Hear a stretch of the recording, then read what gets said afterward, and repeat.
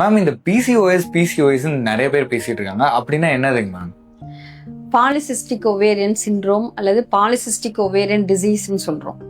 இது எப்படின்னா, ஓவரீஸில் அந்த ஆண்ட்ரல் ஃபாலிக்கிள்ஸ் அப்படிங்கிறது நிறைய நம்பர்ஸில் இருக்கும். அதை சிஸ்ட் மாதிரி நீர் குமிழிகள்னு சொல்லலாம். அது நிறைய நம்பர்ஸில் இருக்கும். அந்த overall volume of the ovary, இதோட வால்யூம் சைஸ் பெருசாக இருக்கும். ஜென்ரலாக இது பார்த்தீங்கன்னா இந்த பிசிஓஎஸ் பிசிஓடி இதெல்லாமே genetically related. 3 or 4 genes responsible for PCOS variant அப்படிங்கிறது ஒபிசிட்டி இருந்தால், இப்போ சைல்ட்ஹுட் ஒபிசிட்டி இருக்கிறவங்க அடலசன்ஸ் ஆகும்போது அல்லது மேபி அவங்களோட later age after marriage also ஒபீஸாக இருந்தாங்கன்னா ஜென்ரலாக அவங்களுக்கு பிசிஓஎஸ் இருக்குது. இப்போ இதுக்கான ட்ரீட்மெண்ட்ஸ் நிறையா இருக்குது, அதை பற்றி பயந்துக்க தேவையில்லை.